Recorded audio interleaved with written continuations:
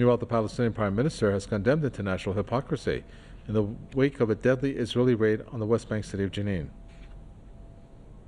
The international silence and double standards encourage this extremist regime to practice more killings, destruction, and intimidation against our people.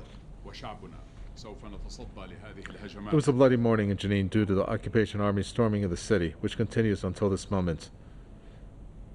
3 people were martyred as a result, including a child, and dozens were injured. The international silence and double standards encourage this extremist regime to practice more killings, destruction, and intimidation.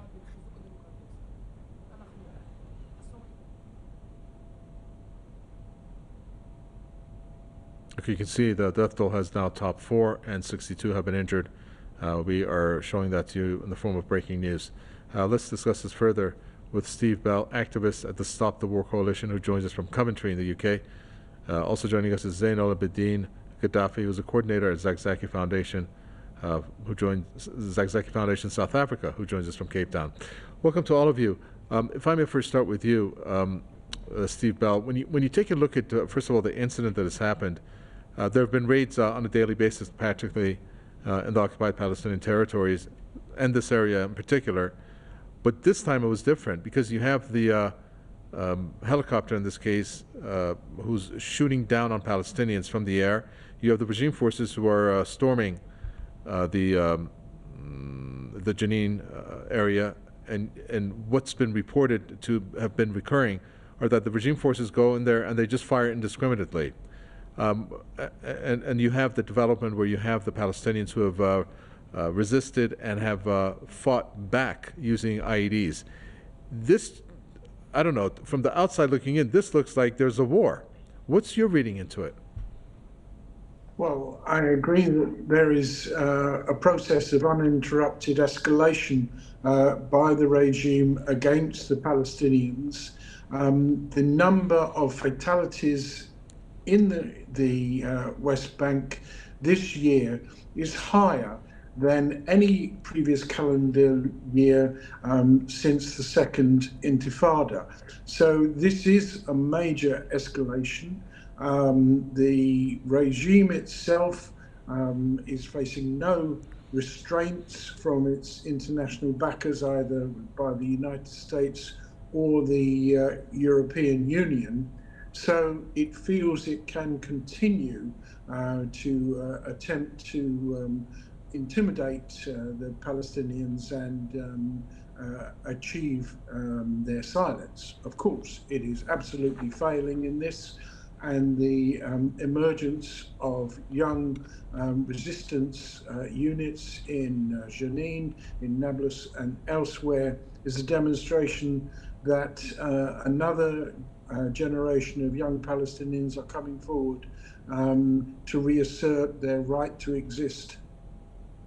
Well, Zain al-Abidin, when you take a look at the way that the unevenness of this battle that happens, again, on an almost daily basis, if not on a daily basis, there's no justification and there's plenty of injustice in terms of the way this is panning out. And, well, many have read this to be a slow death for the Palestinians. And, of course, when you take a look at the horrific, and this is just one that I'm citing, incident that happened with the 2-year-old that almost 10 days ago was shot squarely in the head. There's questions that are being again asked as to whether this is a regime policy, because she was killed with a shot in the head, and so was the case with another young teen that was shot in the head, and many other cases of which, you guessed it, Palestinians are being shot in the head. Do you believe that this is something that's being instructed from the top down? I think in the history of the existence of the occupying entity, the Zionist regime, we have seen a policy of genocide, ethnic cleansing, and complete and total brutality. When we see these heinous crimes, like the 15-year-old girl being shot in the head, or the 2-year-old Muhammad Tamimi that you mentioned of 10 days ago, we see that little to no action are taken against the perpetrators in the occupying regime's forces when they commit these crimes. It is therefore logical for us to deduce that these instructions are coming from the top down to install a system of fear in the Palestinian nation. We see that for the past 75 years, this heroic, brave courage from the Palestinian masses, from those in the armed resistance to those that are on the road throwing stones, has yet ceased to stop. And so this tactic of shooting people in the head with snipers, it is logical for us to deduce is a top-down command coming from the top brass within the Zionist regime's command and rank. Well, Steve Bell, I need to ask you about your thoughts on this far-right Israeli cabinet. I mean, what they're doing in essence, one reading into it, if you agree or not, please tell us. One reading into the way that they've conducted themselves in terms of the violations on the ground is that they appear to not only want things to be speeded up, but they want to really finish off the story.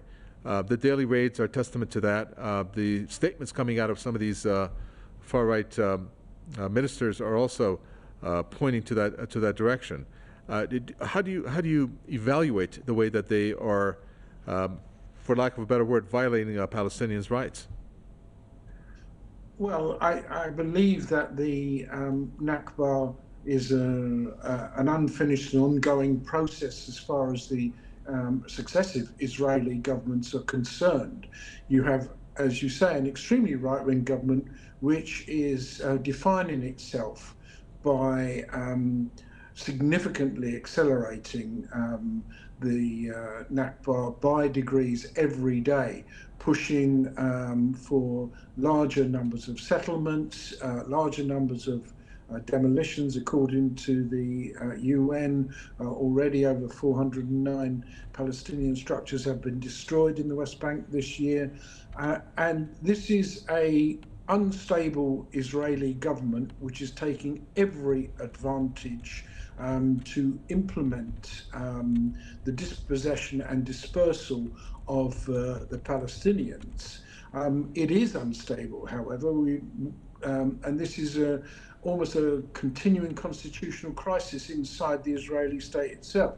We've had a number of general elections, one after another, failing to produce a stable, coherent government, and this government is similar.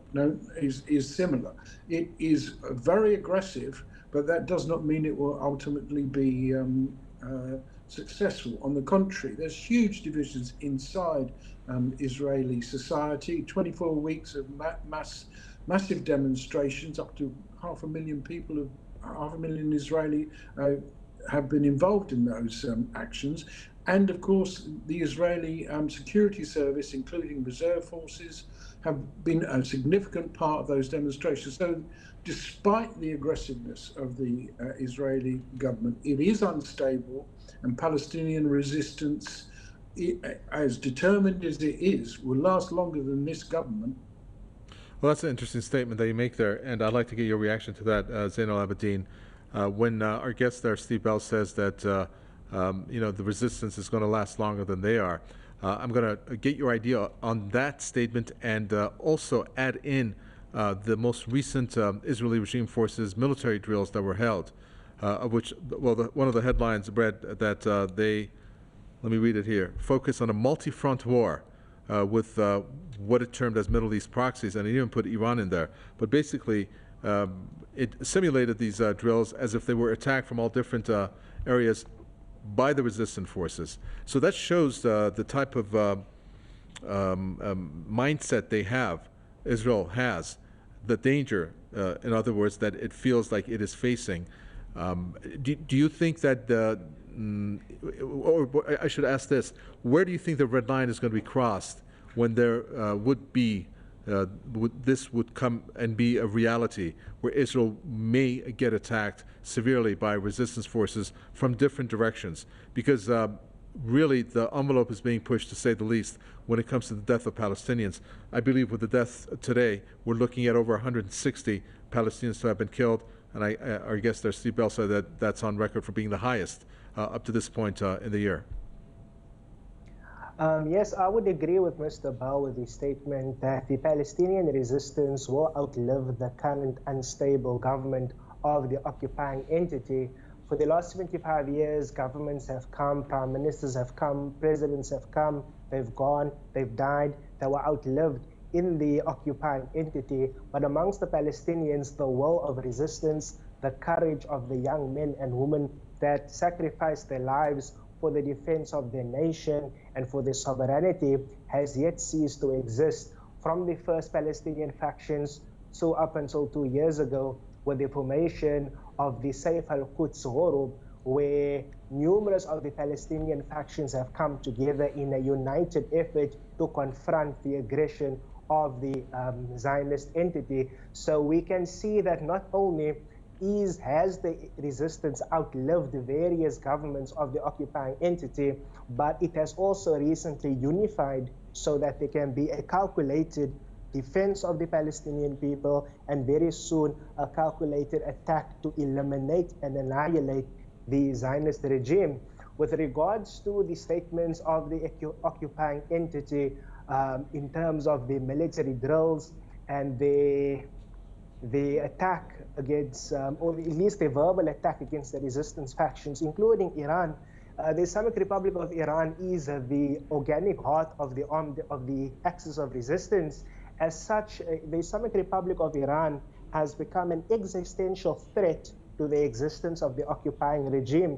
It is therefore, we see in the early years, up until about 2006, the occupying regime spoke in words of destroying Iran and destroying Palestine. But since about 2006 onwards, they use words like survival, words like defending the occupying regime against the threat, which is Iran. And of course, in the later years, the factions of the armed resistance. So not only has the Zionist regime's policy of expanding its borders come to an end, but they've now retreated to a position of defense and of seeking international help from the global community in what they term defending and protecting themselves against Iran.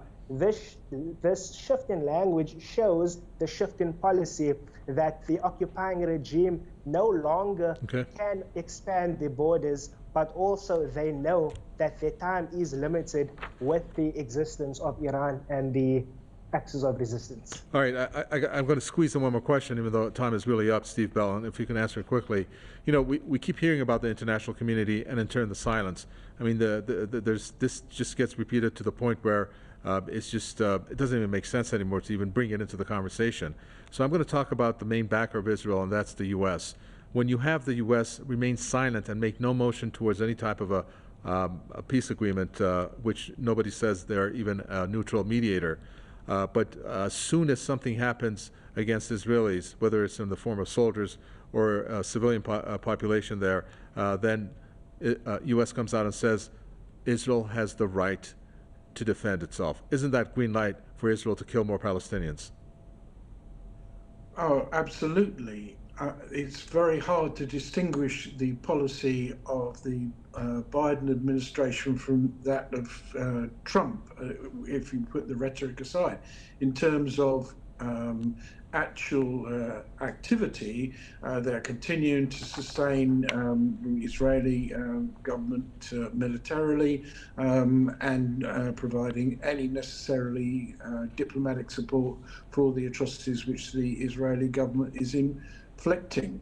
So there is no talk of serious talk of negotiations or a peace process anymore. Instead, it is the daily implementation of Nakba. I do not expect a shift in US policy. Okay. I think the real international community is much bigger than that contained in the US and the EU. And there, throughout the rest of the world, particularly around the global south, there is overwhelming support for the Palestinians. Thank you so much. Thank you for your contribution, Steve Bell, activist at Stop the War Coalition from Coventry in the UK. Zain al-Abidin, Gaddafi coordinator at Zakzaki Foundation. Thank you. Spoke to us from Cape Town.